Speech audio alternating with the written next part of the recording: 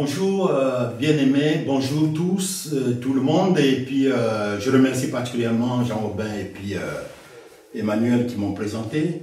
Voilà, le thème du message de ce jour, c'est « Soyons reconnaissants ». Et la première lecture se trouve dans Colossiens 3,15. « Et que la paix de Christ à laquelle vous avez été appelés pour former un seul corps règne dans vos corps et soyez reconnaissants. Que la paix de Christ à laquelle vous avez été appelés pour former un seul corps règne dans vos cœurs et soyez reconnaissants. » Et pourquoi j'ai relu pour la deuxième fois un seul corps, et je le redis, un seul corps, formons un seul corps, nous formons un seul corps. Et comme tel, nous devons être reconnaissants. Dans la deuxième lecture, cela va s'expliciter dans 1 Corinthiens 12, 14. Je lis la parole de Dieu. « Ainsi, le corps n'est pas un seul membre, mais il est formé de plusieurs membres. Si le pied disait, parce que je ne suis pas une main, je ne suis pas du corps, ne serait-il pas du corps pour cela? Et si l'oreille disait, parce que je ne suis pas un œil, je ne suis pas du corps, ne serait-elle pas du corps pour cela? Si tout le corps était œil, où serait l'ouïe? Et s'il était tout ouïe, où serait l'odorat? Maintenant, Dieu a placé chacun des membres dans le corps comme il a voulu. Si tout était un seul membre, si tous étaient un seul membre, où serait le corps? Maintenant donc, il y a plusieurs membres, un seul corps. L'œil ne peut pas dire à la main, je n'ai pas besoin de toi. Ni la tête dire aux pieds, je n'ai pas besoin de vous. Et si un membre souffre, tous les membres souffrent avec lui. Si un membre est honoré, tous les membres se réjouissent avec lui. Vous êtes le corps de Christ et vous êtes ses membres, chacun pour sa part. Alors par conséquent, tous les membres du corps devraient être reconnaissants les uns et les autres, puisqu'ils dépendent les uns et les autres.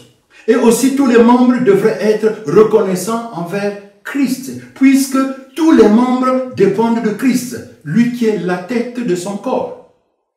Marcel Proust disait à propos de la reconnaissance, « Soyons reconnaissants envers les gens qui nous rendent heureux. Ils sont les jardiniers qui font fleurir notre âme. » C'est beau.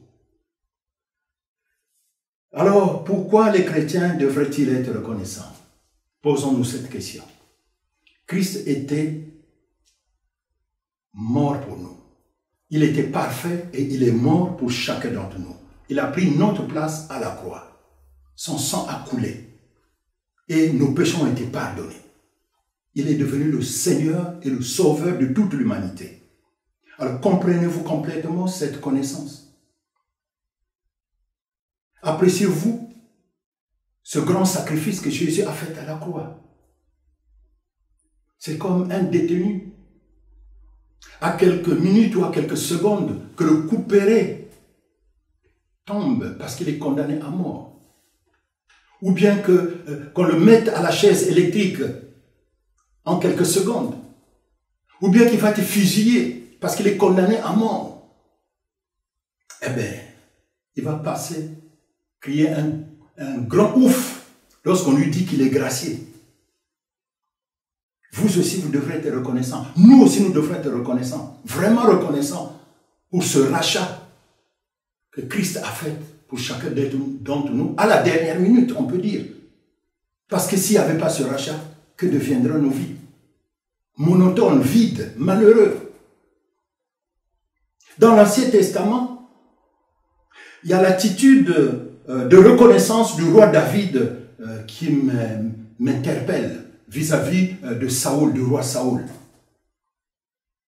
Dans 1 Samuel 26, de 1 à 25, nous pourrons le lire chez nous.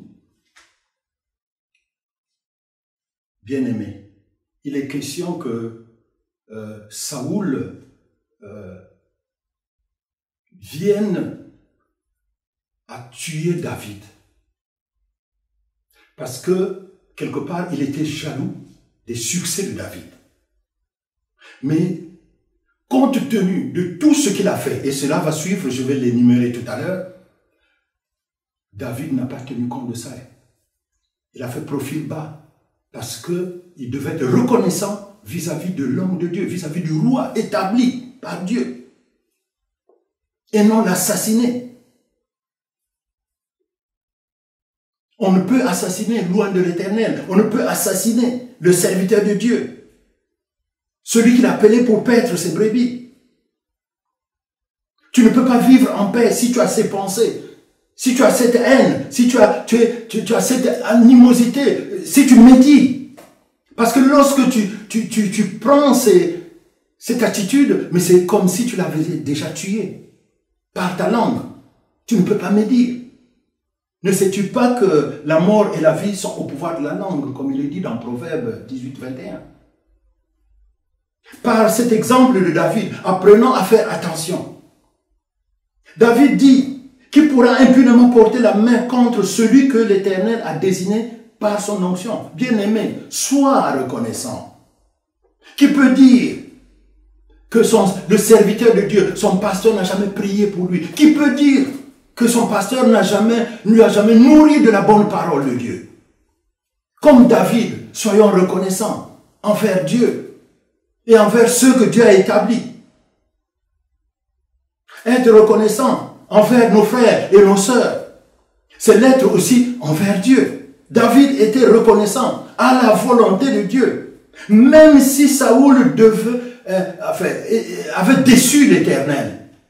Samuel dit dans 1 Samuel 15-28, l'Éternel a déchiré lorsqu'il s'adressait à Saoul. L'Éternel a déchiré aujourd'hui la royauté d'Israël au-dessus de toi et l'a donné à ton prochain qui est meilleur que toi. Et maintenant ton règne ne durera point. L'Éternel s'est choisi un homme selon son cœur. Et l'Éternel l'a désigné à être le chef de son peuple. Parce que tu n'as pas observé ce que l'Éternel t'avait commandé. 1 Samuel 13-14.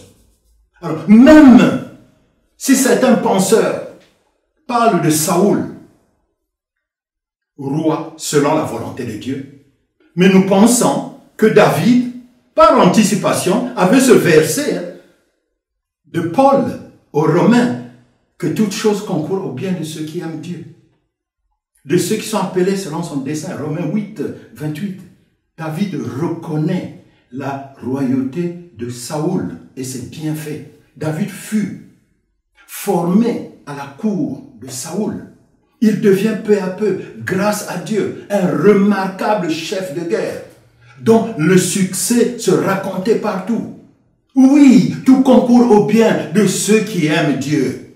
On peut dire que Saoul préparait le terrain pour le règne du roi David. David n'a pas oublié que Saoul l'honorait en faisant de lui son gendre. Sa fille Mika fut l'épouse de David, même si plus tard il en aura plusieurs. David reconnaît qu'il était le protégé de Dieu. Mais en même temps, le petit protégé de Saoul. Bien entendu, avant la disgrâce. David était fidèle envers Dieu et envers Saoul, quoique subissant sa jalousie à cause de ses nombreux succès. Et même s'il était toujours en cavale pour échapper à la mort que voulait lui donner Saoul, au courroux de Saoul, David lui est resté reconnaissant. Sa reconnaissance va jusqu'à l'éloge funèbre qu'il va célébrer lorsque Saoul va mourir. Et même quand un jeune Amalécite est venu pour dire que c'est moi qui ai tué Saoul, mais certains d'entre nous seraient heureux pour dire que merci de m'avoir débarrassé de celui-là qui était contre moi, parce que je ne vais pas avoir les mains pleines de sang. Non, il n'a pas réfléchi comme ça. Il a dit, ah bon, tu as tué mon roi? Et il a tué tout de suite ce jeune Amalécite. Ce n'est qu'après qu'on apprendra que Saoul s'est suicidé lui-même. Même si David avait à plusieurs occasions plutôt, avait l'occasion de tuer Saoul, mais il ne l'a pas fait. Il ne pouvait pas le faire à cause à cause de la crainte qu'il avait vis-à-vis de Dieu, l'Éternel. En plus, en monarchie, la notion du roi est sacrée. Le roi est intouchable. Un proverbe africain dit, la rivière a beau être sèche, elle garde toujours son nom.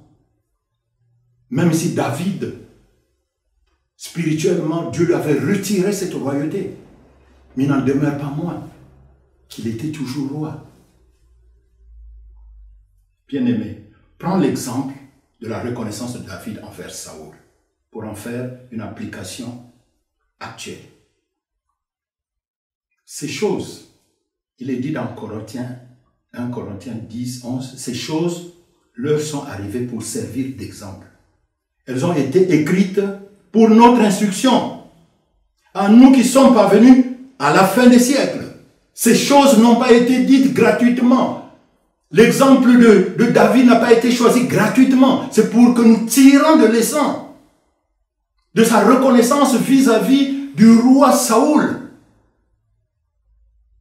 qui lui cherchait noise, qui était méchant vis-à-vis de lui, qui voulait le tuer, le liquider complètement. Et si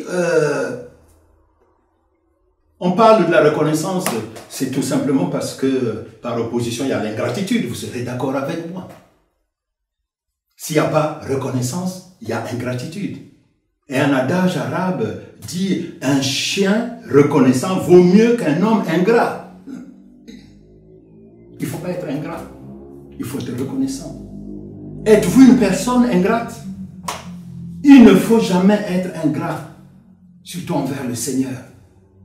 On a vu certains chrétiens devenir infidèles après qu'ils aient eu la bénédiction tant attendue, préférant aller dans les plaisirs du monde qu'à la vie éternelle.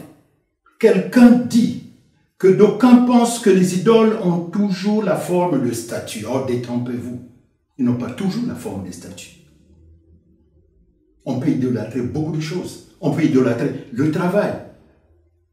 Tu cherches du travail, tu demandes, tu passes des nuits, et Dieu t'accorde du travail. Le travail en question.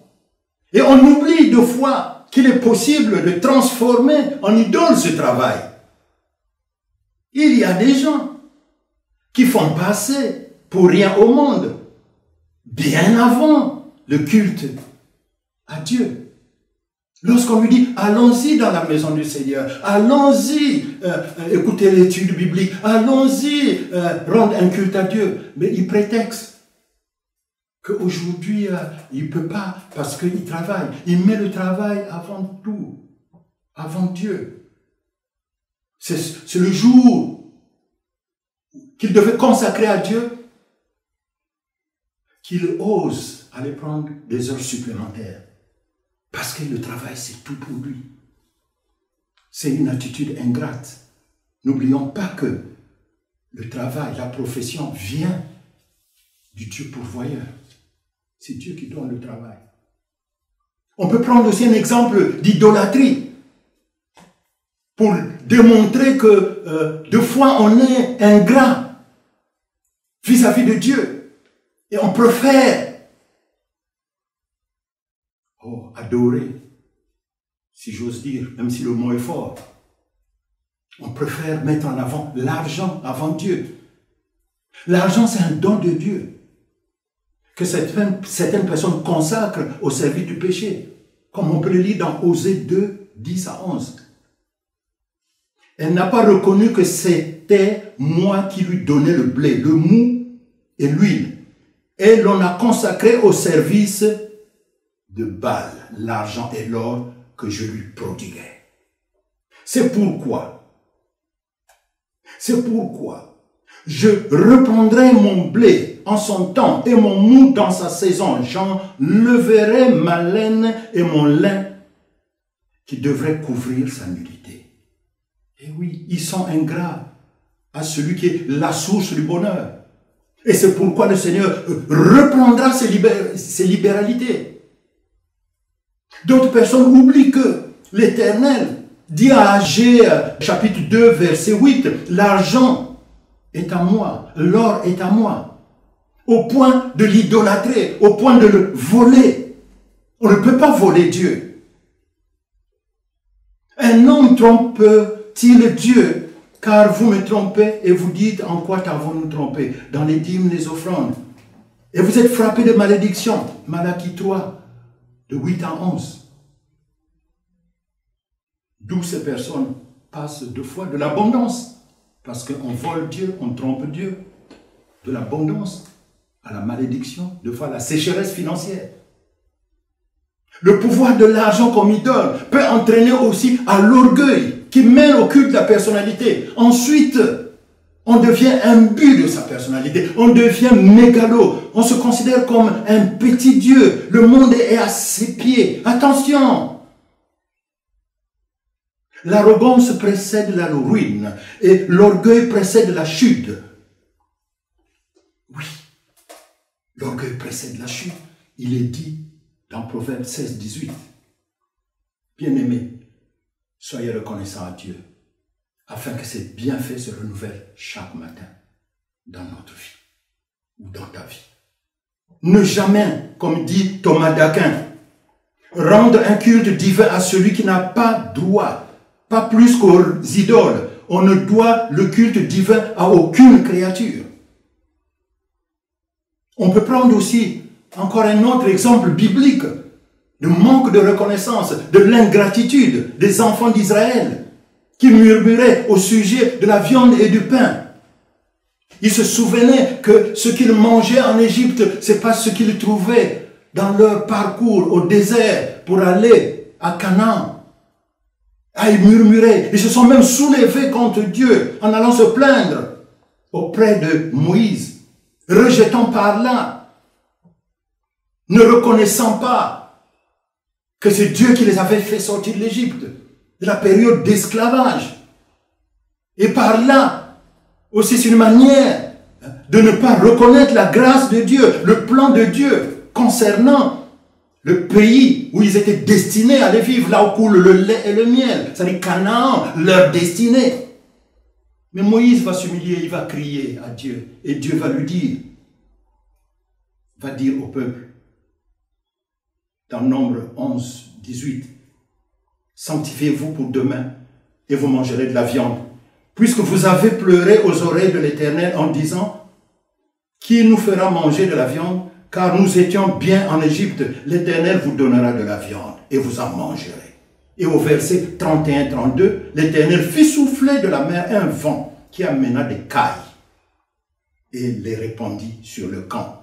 Il en avait près de 2 coudées au-dessus de la surface de la terre. Pendant tout ce jour et toute la nuit, et pendant toute la journée du lendemain, le peuple se leva et ramassa les cailles.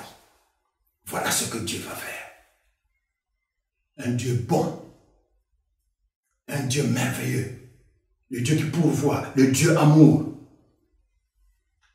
Et c'est frappant de voir que aucune action n'est venue, aucune action de grâce n'est venue de la part des Israélites vis-à-vis de ce miracle d'approvisionnement que Dieu avait fait en envoyant les cailles.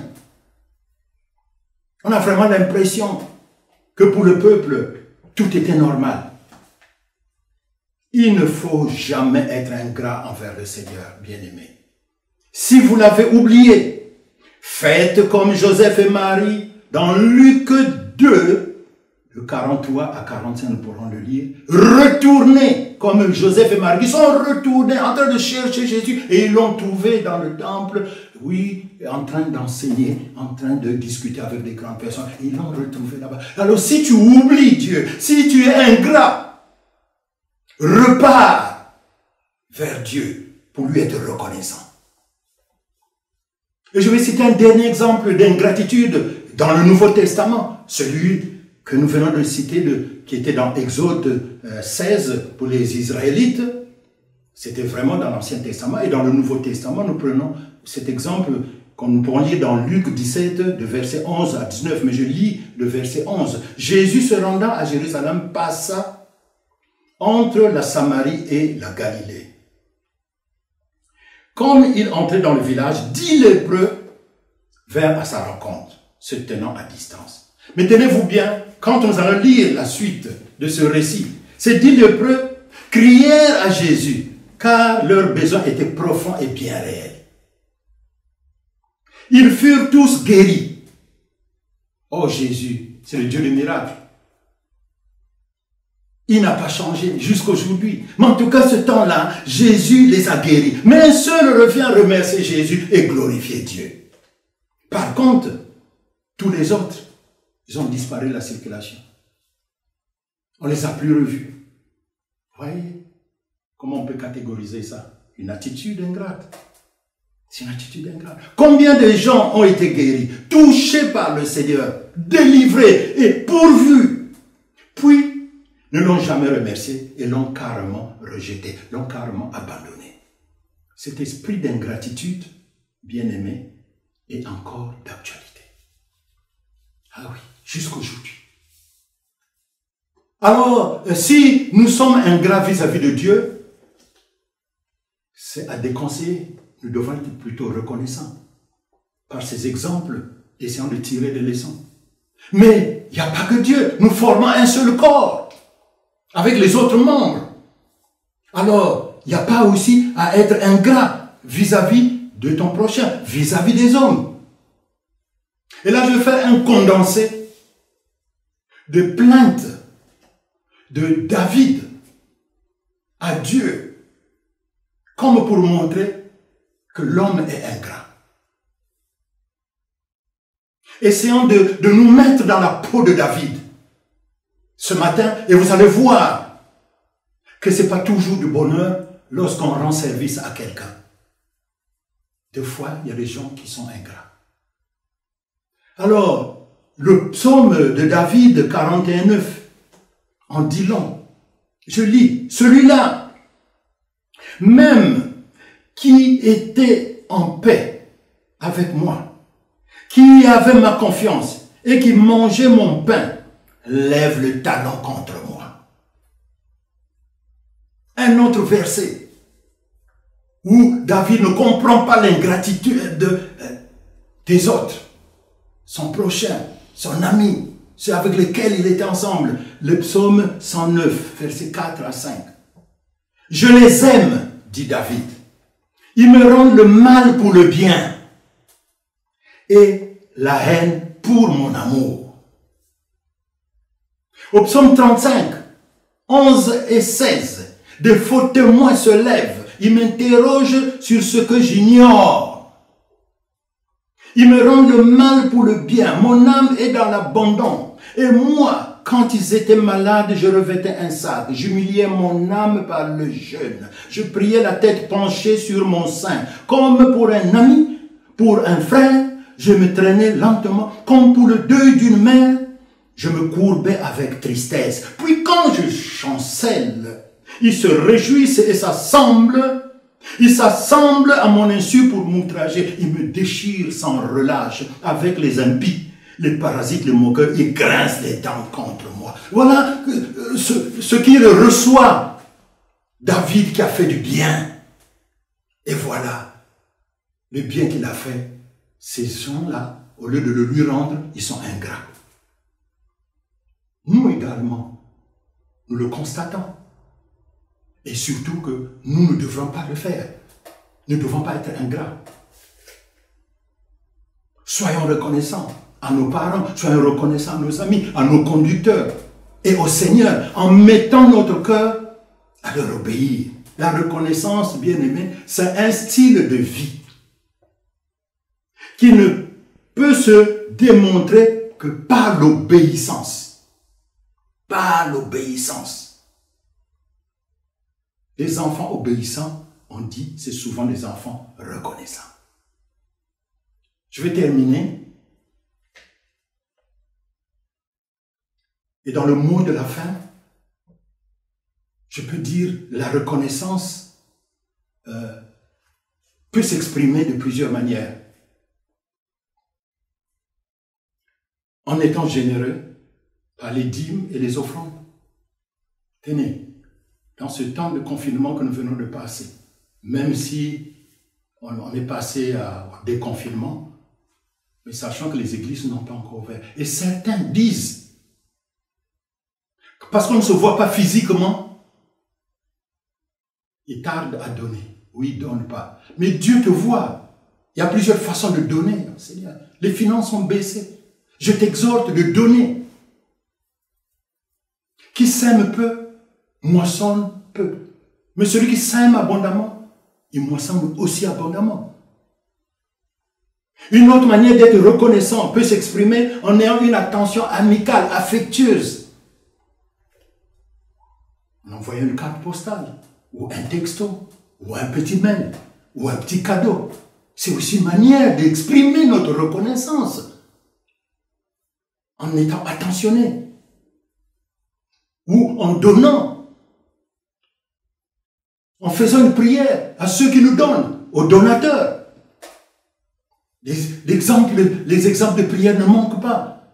Tu peux prier pour celui qui te donne. Dieu rend-lui au centuple. Dieu fortifie-le. Dieu ajoute encore. On peut être reconnaissant en priant pour les autres, c'est vrai, mais on peut aussi faire une chose qui nous coûte. Telle que Marie, qui a renversé le parfum d'un grand prix sur le corps de Jésus, les pieds de Jésus, et il a pris ses cheveux pour essuyer. Quoique Judas n'était pas de cet avis, parce qu'il disait qu'on pouvait garder ce parfum pour le vendre aux pauvres. Nous pourrons le lire dans Jean 12, 3. Marie, ayant pris un livre d'un parfum de nard pur de grand prix, oignit les pieds de Jésus et elle les essuya avec ses cheveux. Jésus dit, cette bonne nouvelle sera prêchée dans le monde entier et on parlera de cette dame. Quand est-ce qu'on va parler de toi, bien-aimé? Parce que tu as fait quelque chose qui te coûte. Et tu l'as fait de bon cœur, comme Marie l'avait fait de bon cœur. La reconnaissance aussi peut s'exprimer en honorant un serviteur de Dieu devant les gens ou peut-être pas. Oh, qu'ils sont beaux les pieds de ceux qui annoncent la paix, de ceux qui annoncent la bonne nouvelle de l'évangile. Amen. Romains 10, 15. Recevez-les donc dans le Seigneur avec une joie entière. Honorez les tels hommes, poursuit Paul dans Philippiens 2, 29. La reconnaissance, c'est un mode de vie. C'est un mode de vie que toi et moi, nous devrons adopter. Fermons les yeux quelques instants et méditons ce verset des Colossiens que Paul prononce aux Colossiens. Soyez reconnaissants. Alors, je me pose la question, suis-je une personne ingrate ou une personne reconnaissante? Concentrons-nous et demandons au Seigneur avec qui nous pouvons démontrer de la reconnaissance. Nous avons besoin de grandir spirituellement, d'être reconnaissants. Seigneur, agis au travers du Saint-Esprit, afin que nous soyons une église des hommes et des femmes reconnaissants vis-à-vis de Dieu. Que nous soyons une église des hommes et des femmes reconnaissants les uns et les autres, comme nous formons un même corps. Seigneur,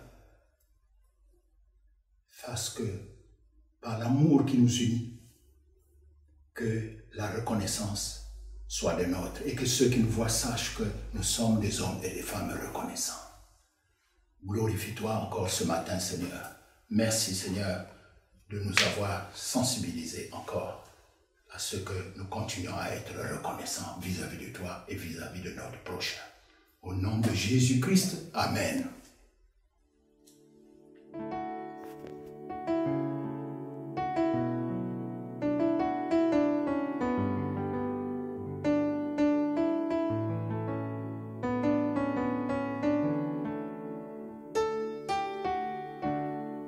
Parlerai de ta bonté, de ta fidélité. Je dirai tout haut, tout haut, tout haut, ce que tu as fait pour moi. Je proclamerai la gloire de ton nom.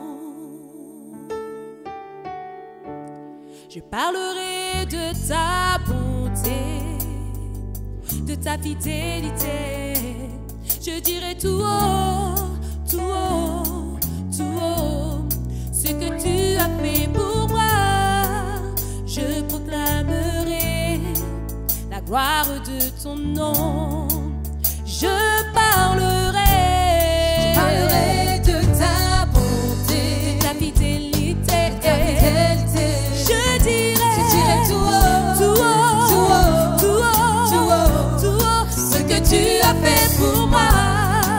Je proclamerai la gloire de ton nom. je parlerai de ta bonté, de ta fidélité. ta fidélité.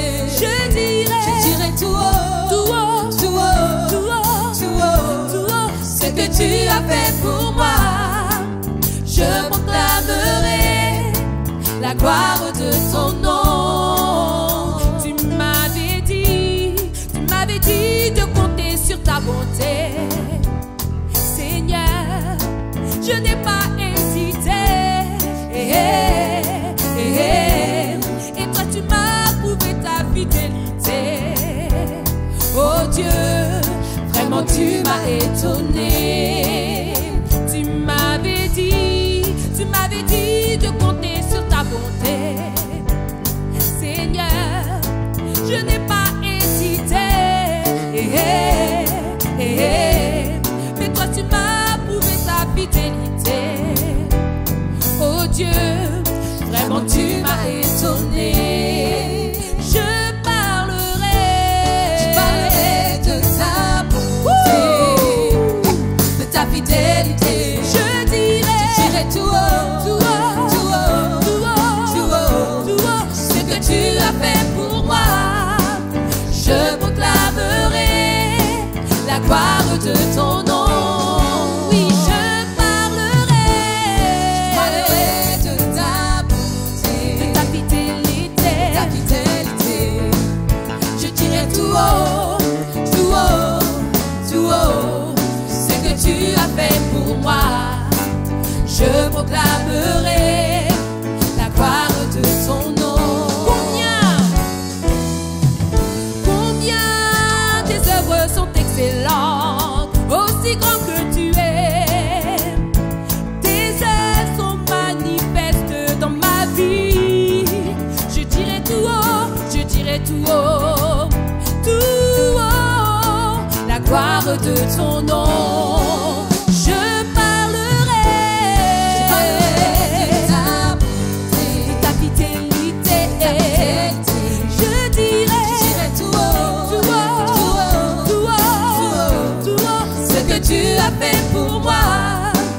Je proclamerai la gloire de ton nom.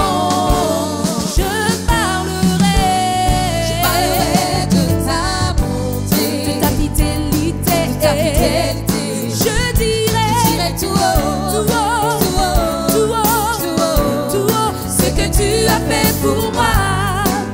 Je proclamerai la gloire de ton nom. on va le proclamer sans musique, ensemble. Je parlerai de ta bonté, Hey, de ta fidélité. je dirai tout haut, tout haut, tout haut, tout haut, tout haut, tout haut, ce que tu as fait pour moi. Je proclamerai la gloire de ton nom.